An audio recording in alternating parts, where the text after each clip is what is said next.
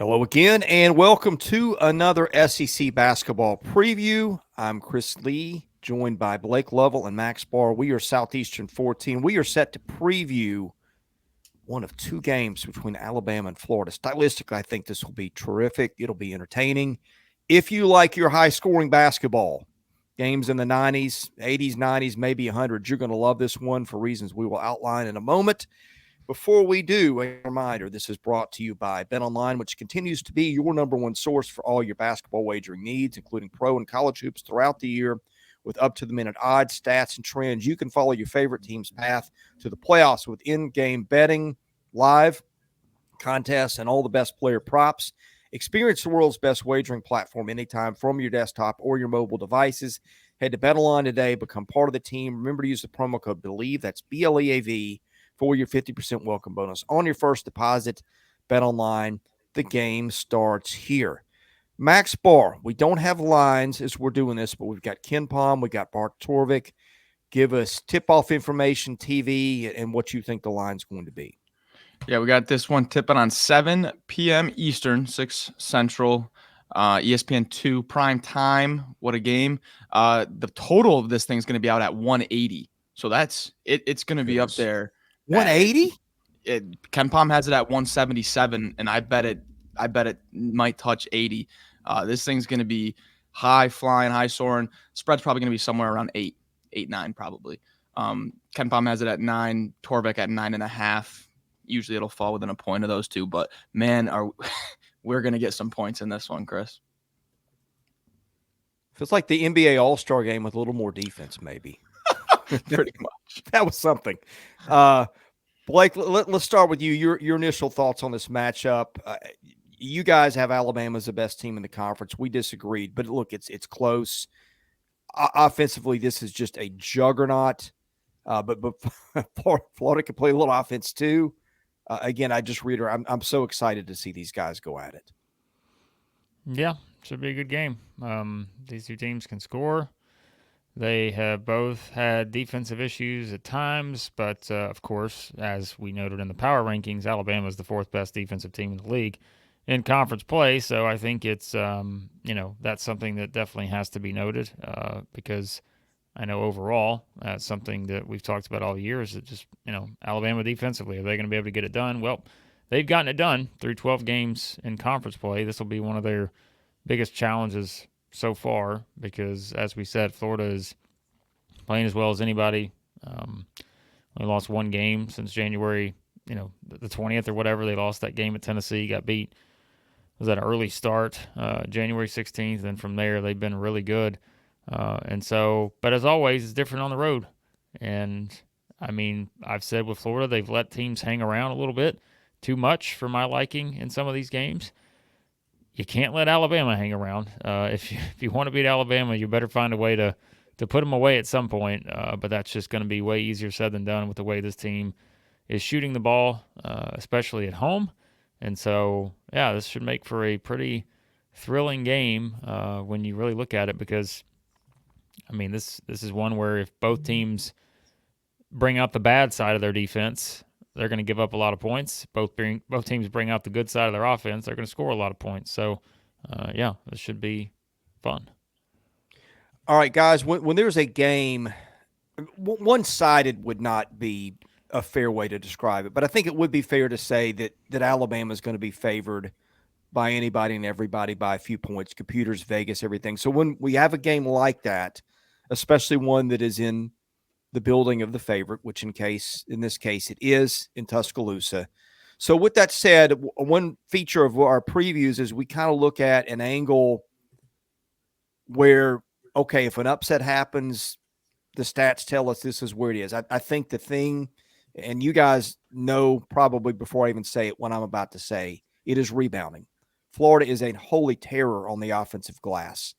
Alabama is not great inside. It's got a big in Grant Nelson, who's more of a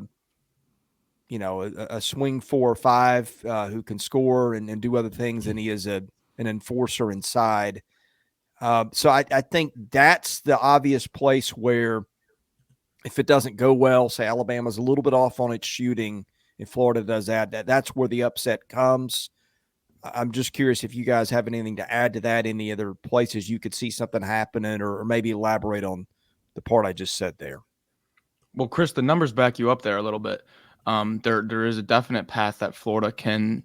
Well, it's going to be tough because Alabama shoots the ball really well at home. If you look at their home, neutral, and road splits, their home shooting is up above 40% from three. So they really turn it on at home. But the thing is, though, when you look at SEC play and you look at Florida's defense, and in terms of point distribution, where they allow points, where the other team scores from, they allow the least amount of points from threes in the SEC. They only allow about 25% of the opponent's points to be scored from three. So they really run you off the 3-point line. And similarly, so does Alabama's defense. They're 13th in the SEC. So these are two of the two teams in the SEC that let up the least amount of points from three. And you have an Alabama team that scores the most from three. So there is a little bit of a defensive matchup there with Florida schematically, that they do run teams off the 3-point line and don't give up a lot of attempts from three. So when you're looking for that path for Florida, for the underdog, there is a path there that, hey, we've seen that they don't let up a lot of points from three, but also Alabama is 6-0 at home in SEC play, and they've only won one of those games by single digits against Auburn. The rest have been blowouts. So kind of goes both ways there. Yeah, Florida doesn't allow a lot from three, but let me give you Alabama's 3-point totals at home this season. The entire season I'm going to run through here if you guys just want a number. Okay, so against A&M, they hit 18. Against Mississippi State, they hit 15. Against LSU, they hit 14. Against Auburn, they hit 11. Against Missouri, they hit 13. Against South Carolina, they hit 15. Against Liberty, that was not at home, but anyways, it's in the same state. We're going to give them 14 for that one. Eastern Kentucky, they hit 19. Let's see. Clemson, that game they lost, they still hit 11. Mercer, they hit 8. Good job, Mercer. South Alabama, they hit 12. Indiana State, they hit 13. Morehead State, they hit 10. One game this season at home, Florida or Alabama has not hit double digits in 3-pointers. They're playing a defensive team that, while they do a good job protecting the three, they're still not a great defensive team. They've let way too many teams hang around, and that's what worries me for Florida in this game, is are they going to play consistent enough defense? And you can say, well, of course Alabama's going to hit double-digit threes, right? Because they shoot a lot. They're still 11th in the country in 3-point percentage at 38.5%. Throw out, they can shoot 45. They're going to hit probably 15 or more of them. And so that's the difference, is Florida doesn't really get a lot of their points from three, right? Like we've said it. I mean, they've had a couple of hot stretches here or there, but they're going to be a team that's going to, kind of feast on their offensive rebounding numbers. They're going to try to use their guards to get inside, handoff dunks, layups, just all the skills that their guards have. They're going to try to really take advantage of that. And it's not just going to be sitting back and taking threes. So, all that said, it's nice that Florida hasn't given up a lot to this point. But as I will continue to say, anytime Alabama plays anybody, they've not seen this yet. Like, they've not seen this team yet. And so we'll see if the Gators can do something here, have some kind of magic formula. But no one else has to this point in Coleman Coliseum. So.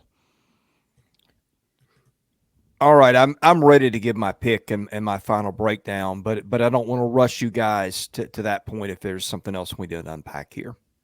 Let's get to it. Okay, I think our man Blake just laid it out really well. Blake has also talked a lot, and he's right, about how Alabama's defense has been better in the league. Defensive efficiency, conference only, Alabama 105.5 points allowed per 100 possessions, Florida 110.6. So Alabama has been better on the defensive end, not elite by any stretch, but better. The problem with Alabama, guys, you stop two shooters. You still got, I don't know, I'm just going to throw 4 or 5 more to contend with. You watch how they whip the ball around. You can't guard everybody at once and rotate over and all the things that Alabama just makes you do with the quick tempo. No, again, Florida plays a lot the same way. I just think when we got two teams that are very similar and built a lot the same way, you go with the team that seems to do that better and is playing and it's building. And that's why, for me, I'm not saying Florida can't win. It can. I think Florida's a really good team, as you guys know. But when it just comes to looking at it, unless something just a little bit out of the ordinary happens, you have to go with Alabama, and that's where I'm going. Yep, I think I agree with all that, Chris. One little piece I want to add here for Florida, and what I didn't really realize, because we've been talking about how hot they've been, only one loss in the past month, but I went on Torvik and filtered just the data for the last 4 weeks, and Florida is the number 8 team in the country over the past 4 weeks. Now, Alabama's number 5, right? So it's 2 top 10 teams, but the AP poll, says these are 2 teams outside the top 10, but the analytics are showing these are 2 of the best teams in the country here. And while it's true that Florida hasn't seen, the high flying offense that Alabama does at, and, Blake, you just listed off all the threes that they make at home. While they haven't really experienced that, they have played Kentucky twice, but also Alabama hasn't experienced the Florida Bigs yet. We've seen Mississippi State struggle with the Florida Bigs, Auburn struggle with the Florida Bigs. This is an Alabama team that hasn't seen that yet either. So my pick, I'm going to go with Alabama at home, but I'll make a bold prediction here. I think this is going to be the last regular season game Florida is going to lose. I think they lose this one and then win out. That's my bold prediction here. But I'm going with Alabama to win this game in what might be one of the most entertaining games of the SEC season here with this high total. Something else we haven't really pointed out, but we always say one of the issues sometimes we have with Alabama is the turnovers. The style they play, they're going to turn the ball over. Well, Florida's 266 nationally in turnovers. Great forced. Point. And so Alabama, to me, is going to get whatever they want to get. And I think that's worrisome for the Gators. And so I say all that to let you know that there is one phenomenon this SEC season that no one, well, I wouldn't say no one, but very few people have been able to sort of break through against, right? And it's not the Alabama three-point shooting at home. Here it comes.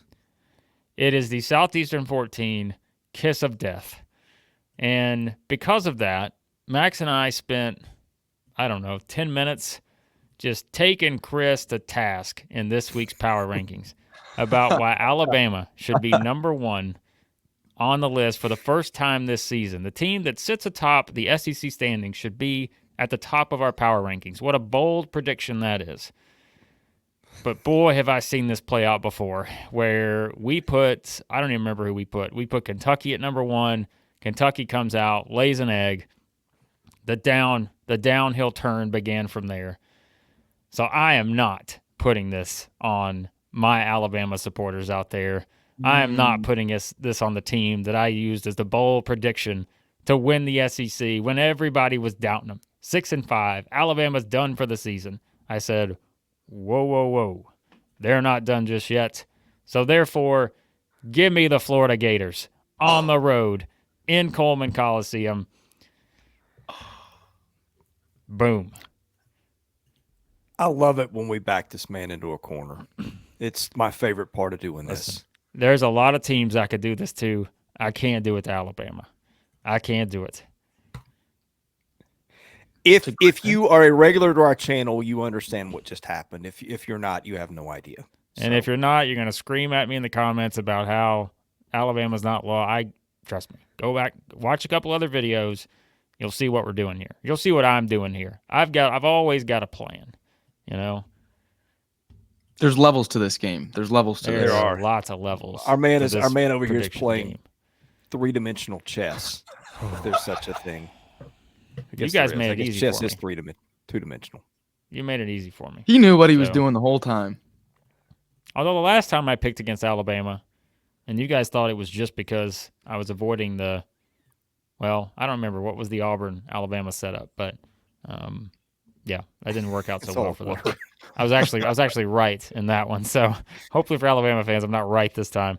But I am going to pick Florida for no other reason than to avoid the Southeastern 14 kiss of death for my friends who support the Alabama Crimson Tide, the current team at the top of the SEC men's basketball regular season standings. Hope you guys enjoyed the video. Hope you take the content seriously. Don't take us too seriously. We enjoy doing this. Chris, we have fun with you it. say that so much now that there is no way anybody's taking us seriously anymore. They're all in on not taking us seriously. Right. Especially I know we'll get yelled at in the comments. I try to make adjustments ahead of time. So who cares? We're having fun here. Yell at us. Just leave your comments, your thoughts, tell a friend, hit the subscribe button, engage with us, have some fun. This is SEC basketball. It's supposed to be fun. This season has been a blast. I cannot wait till we get to tournament play. In Blake and I's hometown of Nashville, we'll be there.